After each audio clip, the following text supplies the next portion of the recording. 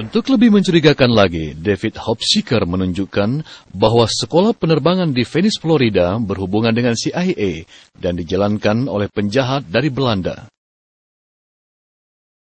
Apakah CIA membantu mereka belajar terbang? Atau di mana pelajaran terbang itu hanya untuk membuat kita tertipu seakan mereka memiliki kemampuan untuk terbang? Untuk membuat situasi lebih tidak masuk akal lagi, banyak dari pembajak ini berasal dari Timur Tengah.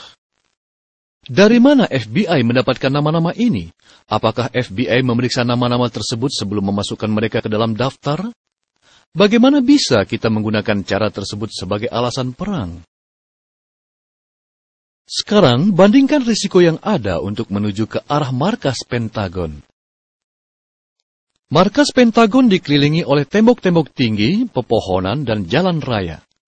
Begitu bodoh rasanya bagi teroris terbang dengan hanya beberapa inci dari atas permukaan tanah. Adalah lebih baik terbang beberapa kaki dari permukaan dan menukik ke arah markas Pentagon.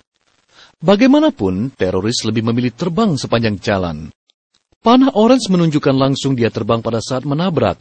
Gambar ini lebih mudah untuk membuat Anda bisa memahami jalan yang lebih aman menuju ke markas Pentagon, yaitu dengan menukik ke arahnya. Sementara itu menentukan pusat sasaran kelima cincin. Bagaimanapun, teroris lebih memilih terbang sepanjang jalan dan menabrak markas dengan mendarat di dekat landasan helikopter. Masalah menabrak dari area khusus adalah datangnya pesawat dari arah lain. Jadi, sang pilot harus membuat putaran 270 derajat untuk menabrak sisi markas Pentagon. Sulit bagi sang pilot untuk menabrak kantor Donald Rumsfeld. Risiko akrobatik manuver dari pesawat terbang sudah membuat saya bertambah yakin bahwa tidak ada seorang pilot pun yang bisa mengontrolnya. Bahkan tidak juga untuk seorang pilot yang handal sekalipun bisa menerbangkan pesawat 757 beberapa inci di atas tanah dengan kecepatan 400 mil per jam. Penerbangan 77 terlihat kecil dari stimulasi komputer karena markas Pentagon adalah markas yang terbesar di dunia. Pegawai yang bekerja berjumlah 20.000 orang. Banyak kota yang tidak memiliki penduduk sebanyak itu. Maka tabrakan yang terjadi pada markas Pentagon dapat membuat ribuan pegawai terbunuh. Sangatlah kebetulan pesawat teroris hanya menabrak bagian yang kosong karena sedang dalam masa perbaikan. Jika teroris menabrak bagian lain, ribuan orang mungkin saja akan terbunuh. Supaya pada saat tujuan penyerangan dengan sengaja pada jendela-jendela dan dinding-dindingnya untuk membuat mereka siap diserang, dan untuk menyimpulkan bahwa sang pilot mengambil risiko yang besar dengan terbang hanya beberapa inci dari tanah dan dengan kecepatan 400 mil per jam. Ini bagian terkuat dari Pentagon. Dan begitu banyak orang di dalamnya. Kejadian yang sangat luar biasa. Shuttle hancur 40 mil di atas Texas, sementara kepingannya berhamburan sekitar 12.000 mil per jam. Kepingan-kepingan dari shuttle dan para astronotnya ditemukan bermil-mil jauhnya. Dibandingkan dengan para penumpang dan di mana puing-puing sisa dari penerbangan 77, arealnya sangat kecil. Tapi di mana puing-puingnya yang lain? Para astronot berjumlah 7 orang, tetapi bagian-bagian tubuh mereka dapat ditemukan. Penumpang dari penerbangan 77 berjumlah 64 orang, tetapi tidak ada tanda-tanda bahwa tubuh mereka ditemukan, bahkan tidak juga tetesan darah mereka. Areal ini adalah koridor di antara dua cincin dan sepertinya tidak terlihat adanya puing-puing dari penerbangan 77 ataupun bagasinya. Lubang ini adalah akibat dari hantaman penerbangan 77, tetapi tidak ada puing-puing yang bisa membuktikan teori ini. Pada gambar lain, bahan-bahan gedung dan barang-barang kantor, bukan puing-puing pesawat. Memasuki ruang kantor, satu-satunya yang ditemukan adalah bahan-bahan bangunan. Hanya beberapa gambar yang menunjukkan potongan dari pesawat. Sebagai contoh adalah kulit dari penerbangan 77. Bagaimanapun, model yang terlihat lebih kecil dari yang dimiliki sebuah pesawat yang berukuran lebih besar. Pesawat ini memiliki panjang 155 kaki dengan berat 60 ton tanpa isi. Mesinnya berdiameter 9 kaki, dan mesin merupakan komponen dari baja. Gambaran kecil berikut dari ruang mesin adalah seukuran manusia setinggi 6 kaki menunjukkan betapa besarnya ruang mesin ini. Roda gigi pendaratan juga termasuk dari komponen metal. Bila potongan berasal dari pesawat tersebut, di manakah sisa-sisa bagian pesawat yang lainnya? bagaimana 60 ton dari baja menghilang? Air bisa dengan mudah menenggelamkan dan menghanyutkan Kuningan, tapi tidak untuk pesawat. Penerbangan 77 juga memiliki beberapa penumpang dan bagasi. Di mana mereka?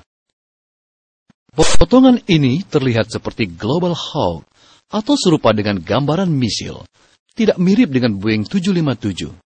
Objek di belakang petugas keamanan seharusnya adalah potongan dari mesin pesawat penerbangan 77. Hanya satu benda yang ditemukan.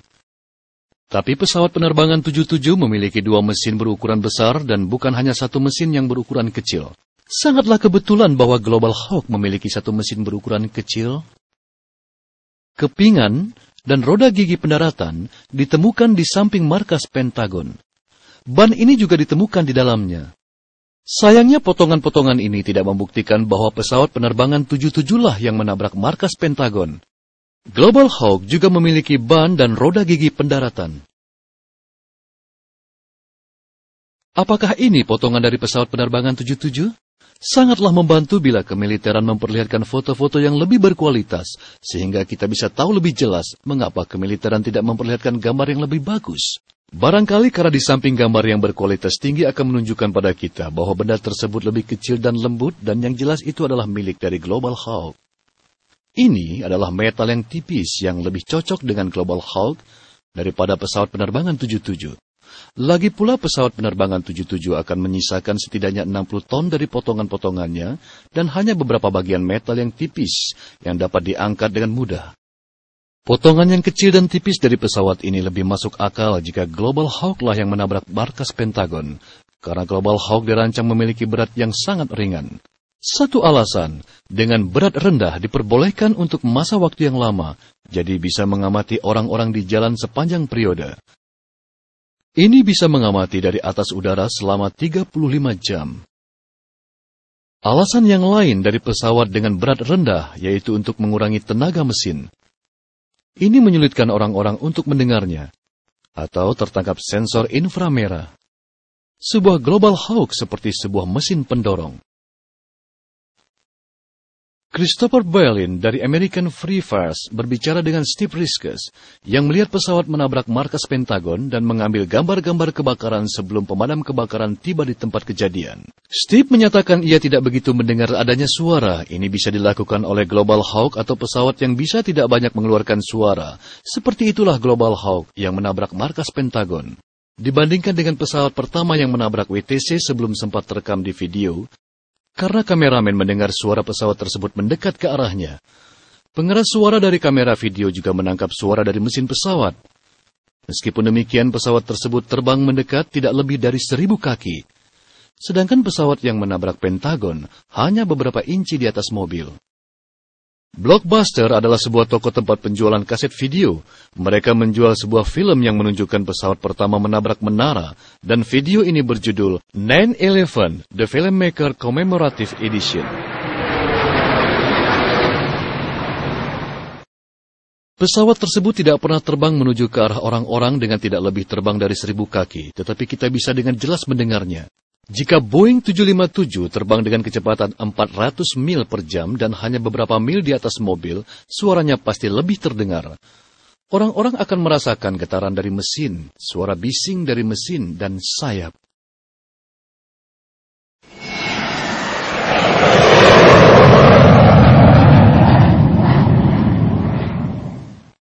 Gambar ini merupakan contoh beberapa dari kehancuran. Lebih rincinya lagi, kebanyakan orang-orang yang berpakaian seperti petugas pemadam kebakaran atau mereka menggunakan sarung tangan dan sepatu boot. Di sini tidak terlihat seorang sekretaris dengan mengenakan sepatu hak tinggi, bahkan juga tidak ada anak-anak. Bagaimana beberapa gambar memperlihatkan para eksekutif yang mondar-mandir di antara petugas pemadam kebakaran? Siapa dua orang ini? Mengapa mereka memunguti potongan pesawat? Mereka tidak memakai sarung tangan ataupun bersepatu boot. Mereka menyingkirkan potongan-potongan dan berusaha agar tidak sampai mengotori baju mereka. Lalu apa yang mereka lakukan di sekitar wilayah kejadian? Di antara potongan mayat dan potongan-potongan pesawat yang tajam, mengapa mereka begitu peduli untuk menemukan potongan-potongan yang tajam dari pesawat penerbangan 77? Mereka menerobos di antara petugas pemadam kebakaran dan membantu memungut puing-puing. Polisi seharusnya menahan mereka yang memunguti bukti-bukti, seperti yang terjadi pada tanggal 4 Februari 2003. 2 orang ditangkap karena memungut di sekitar puing-puing. Lalu mereka mendekam di penjara selama 10 tahun. Dan ini sangat luar biasa. Mengapa polisi tidak menahan 2 lelaki ini? Apakah mereka penyelidik dari FBI? Jadi mengapa mereka tidak membiarkan petugas pemadam kebakaran yang bersarung tangan dan bersepatu boot yang bekerja? Boeing 757 akan menyisakan berat 60 ton dari puing-puing yang dihasilkan, yang mana 2 lelaki ini tidak akan sanggup berbuat apapun untuk membersihkannya. Jika Global Hawk yang menabrak markas Pentagon, yang tersisa hanyalah 4 ton dari potongan-potongannya. Lagi pula, lebih dari 50% Global Hawk terbuat dari serat karbon dan lebih baik dari aluminium. Kebanyakan selain bahan metal yang terbakar, akan menyisakan setidaknya 2 ton. Ini menjelaskan misteri mengapa sisa-sisa potongannya hanya sedikit. Meskipun demikian, sebuah Global Hawk memiliki aluminium dalam tubuhnya.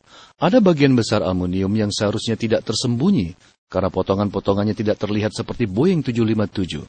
Sangat kebetulan sekali bahwa beberapa orang terlihat sedang mengangkat kotak berukuran besar, dan mereka semua terlihat seperti telah berumur, dan tidak tampak anak-anak muda yang lebih baik dan tentu saja memiliki fisik yang lebih kuat dan tegap dibandingkan mereka yang sudah berumur. Mengapa harus mereka yang berumur yang harus mengangkat benda rahasia itu? Apa isinya? Kemana mereka membawanya? Mengapa selalu saja menjadi rahasia? Seolah-olah tidak cukup keanehan hanya dari potongan-potongan sisa pesawat.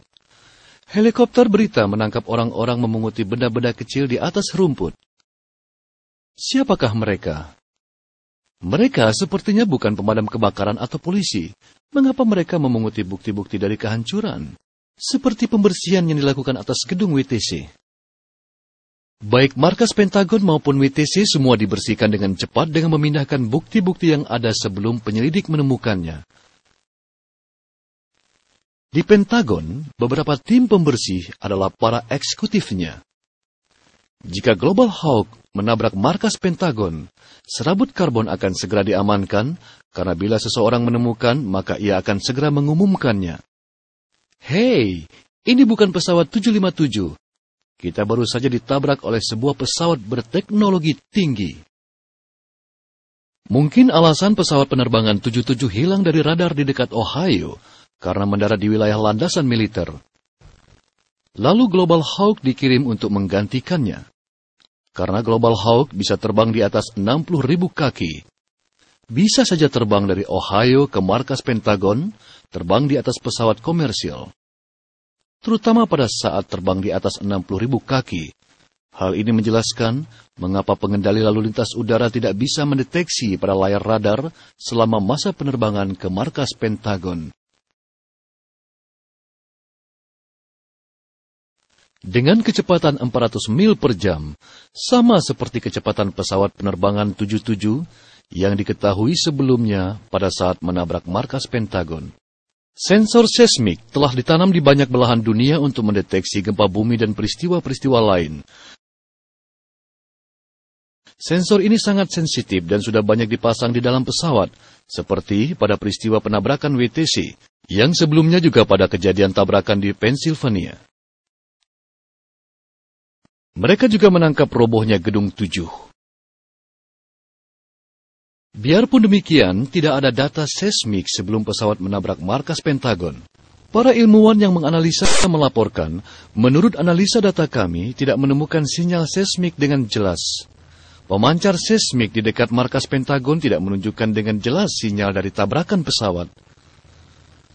Pemancar yang berbeda menunjukkan adanya titik pada layar radar yang mungkin saja berasal dari tabrakan pesawat pada pukul 9:39 pagi hari. Dan dari pemancar ketiga, tidak menemukan hasil. Titik di tengah gelombang yang saya warnai merah agar terlihat lebih jelas, bisa jadi adalah tabrakan pesawat. Tapi para ilmuwan yang menganalisa data tersebut mengatakan bahwa titik itu adalah berasal dari frekuensi tinggi. Pertanyaannya, apakah frekuensi tinggi tersebut karena suara ledakan misil?